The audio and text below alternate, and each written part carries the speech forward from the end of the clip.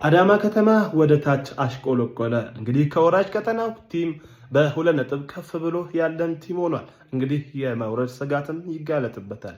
ሰላም በ32ኛ ሳምንት የሲቢ ኢትዮጵያ ፕሪሚየር ሊግ ፋሲል ከነማን ከአዳማ ከነማ ያገናኘው የመጨረሻ መርሃ ግብር ጨዋታ በፋሲል ከነማ 3-1 አሸናፊነት ተጠናቋል።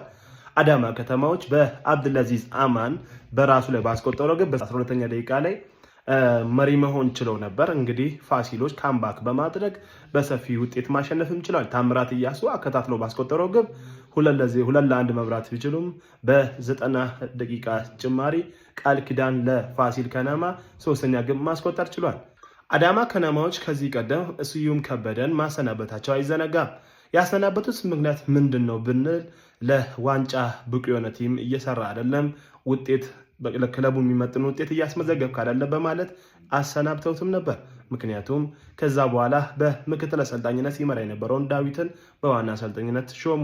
በዋና አሰልጣኝነትም የሾሙት ይህ ዳዊት ክለቡን ከወራጅ ቀጠና ከመውረድ ስጋት እንዲታደገው ወይስ ዋንጫ እንዲበላ አሁን ግልጽ ሆኗል። ምክንያቱም ክለቡ በወራጅ ቀጠና ውስጥ ስጋት ውስጥ ነው የሚገኘው። ምክንያቱም ከወራጅ ቀጠና ውስጥ ካለው ከሽረ ምድረ ገነት በ2 ነጥብ ከፍ በማለት ነው ደረጃውን የያዘው።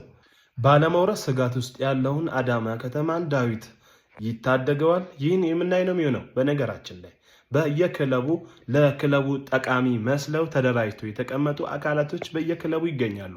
ያ ማለት ስዩም ከበደ የተባረረው በውጤት ማጣት ብቻ አይመስለኝም። ምክንያቱም ክለቡ ላይ የተደራጁ አካላቶች አሉ፣ ክለቡን የሚጠቅሙ መስለው በክለቡ ስር መሽገው የሚቀመጡ። ምክንያቱም ሌሎች ክለቦችም ላይ የሚታይ ነገር ነው ይሄ። ምክንያቱም ስለ ክለቡ የሚያስቡ ይመስላሉ። በክለቡ መጠቀም ብቻ ነው የነሱ ዓላማ። ተጫዋች በነሱ አማካኝነት ክለቡን እንዲቀላቀል ያደርጋሉ።